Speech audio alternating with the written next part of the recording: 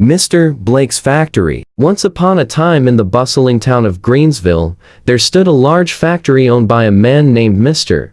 Blake. The factory was the biggest in town, producing everything from furniture to household items. Mr. Blake was known throughout Greensville for being a strict and demanding boss. He cared deeply about production numbers and making a profit, often at the expense of the people who worked for him. Mr. Blake ran his factory with an iron fist. He expected his workers to be efficient and productive, with little regard for their well-being.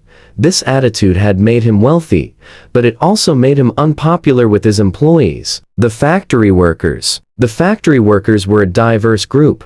They came from different backgrounds and had various skills, but they all had one thing in common. They needed their jobs to support their families. They worked long hours, often in uncomfortable conditions, but they rarely complained because they knew jobs were hard to come by in Greensville. One hot afternoon, the factory workers were on a short break outside. The sun beat down mercilessly, and the workers took refuge in the shade, sipping water and chatting quietly among themselves. Suddenly, Mr. Blake appeared. He was a tall man with a stern expression, always impeccably dressed in a suit that seemed out of place in the heat. "Break's over. Get back to work," he shouted. The workers sighed and trudged back inside. They were tired and hot, but they obeyed without complaint. Mr. Blake didn't care about their discomfort. All he cared about was that they kept the machines running. The shortened break. Another day, the workers were again on their short break. This time, they had only been resting for a few minutes when Mr. Blake cut their break even shorter. "Back to work," he barked. The workers exchanged frustrated glances, but complied. They knew better than to argue with Mr. Blake. However, one brave worker, named Tom, couldn't take it anymore.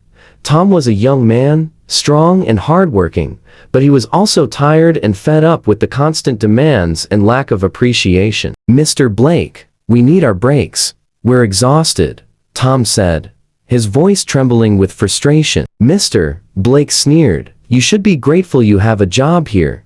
Without me, you'd be nothing." The workers, feeling defeated, returned to their stations. They worked hard, but their efforts were never recognized. They felt like cogs in a machine, replaceable and unimportant. The workers' plan. That evening, after a long and tiring day, the workers gathered at Tom's house. They were fed up with the way Mr. Blake treated them and knew they needed to do something about it. "We can't go on like this," Tom said.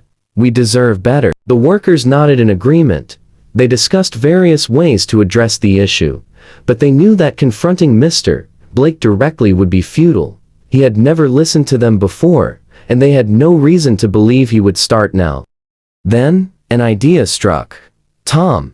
What if we all quit? The room fell silent as the workers considered this bold suggestion. It was risky, but it might be the only way to make Mr. Blake understand their worth. "We need to show him that without us, the factory is nothing," Tom continued. "If we all leave, he'll see how much he needs us." The workers agreed to the plan. They decided to leave their uniforms at the factory entrance the next morning, symbolizing their collective resignation. The empty factory. The next morning, Mr. Blake arrived at the factory, expecting to see his workers hard at work. Instead, he was shocked to find the place empty. Every worker had left their company uniforms at the entrance, showing they had all quit. Mr. Blake couldn't believe his eyes. He walked through the empty factory, his footsteps echoing in the silent halls. The machines were still, and the air was thick with the absence of the workers who had once filled the space with activity. Mr. Blake's realization. For the first time, Mr. Blake felt a pang of fear. His factory, the source of his wealth and pride, was useless without the workers who operated it. He had always thought of them as replaceable, but now, he realized just how wrong he had been. Mr. Blake sat in his office, staring at the pile of uniforms. He thought about the way he had treated his workers, always demanding more and never appreciating their efforts. He had been so focused on production and profits that he had forgotten the human beings behind the numbers. As the hours passed, Mr. Blake's fear turned into determination. He knew he had to make things right. The apology. That evening, Mr. Blake went to Tom's house. He knocked on the door, his heart pounding with anxiety. When Tom opened the door, he was surprised to see Mr. Blake standing there. "Tom, may I come in?" Mr. Blake asked. Tom hesitated, but then stepped aside to let Mr. Blake enter. The other workers, who had been discussing their next steps, fell silent when they saw their former boss. "I owe you all an apology," Mr. Blake began. "I've treated you unfairly, and I see that now. Without you, this factory is nothing. I need you, and I want to make things right." The workers exchanged skeptical glances, but they listened as Mr. Blake continued. "I promise to improve working conditions and give you the breaks you deserve," Mr. Blake said. "I'll also make sure your efforts are recognized and rewarded. Please, give me a chance to prove that I can be a better boss." Tom looked at the other workers, who nodded in agreement. They decided to give Mr. Blake one more chance, but they made it clear that they would not tolerate any more mistreatment. A new beginning. The next day, the workers returned to the factory. Mr. Blake greeted them at the entrance, shaking each of their hands and thanking them for coming back. He kept his promises, improving working conditions and ensuring that the workers received regular breaks and fair wages. Mr. Blake also made an effort to get to know his workers personally. He learned their names, their stories, and their struggles. He realized that they were more than just employees.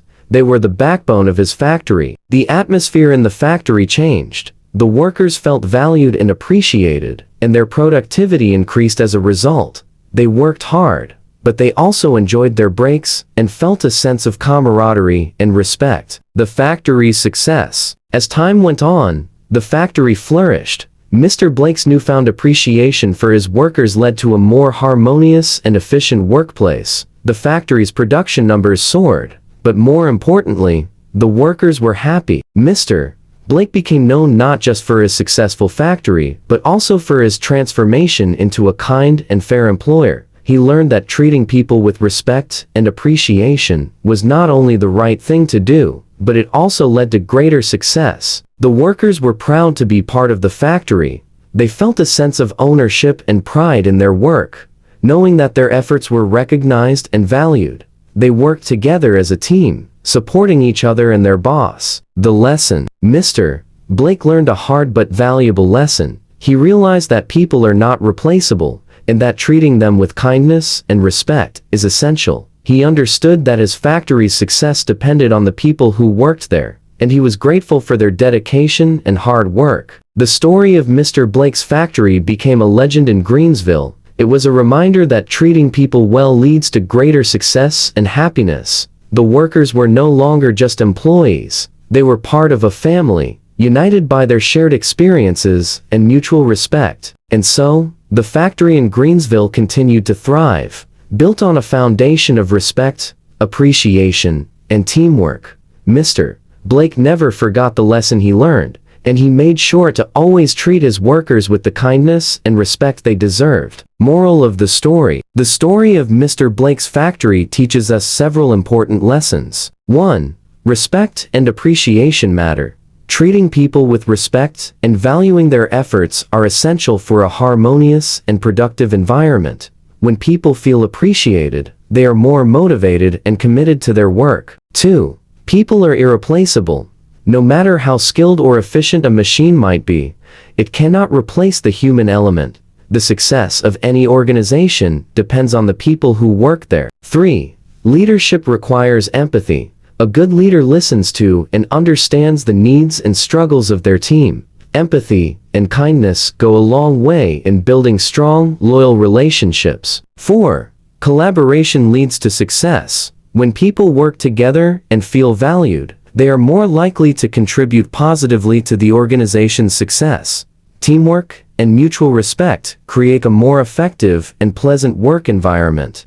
5. Second chances can lead to transformation. People can change and improve if given the opportunity. Mr. Blake's willingness to recognize his mistakes and make amends led to a positive transformation for both him and his workers. 6. Standing up for rights. The workers' decision to stand up for their rights and demand better treatment was a pivotal moment. It shows that it is important to speak out against unfair treatment and advocate for oneself and others. Overall, the story underscores the importance of human dignity. the power of empathy in leadership, and the transformative impact of respect and appreciation in any relationship or workplace. Thank you for watching and listening. Your support means a lot. I hope you enjoyed it, and I look forward to sharing more with you in the future.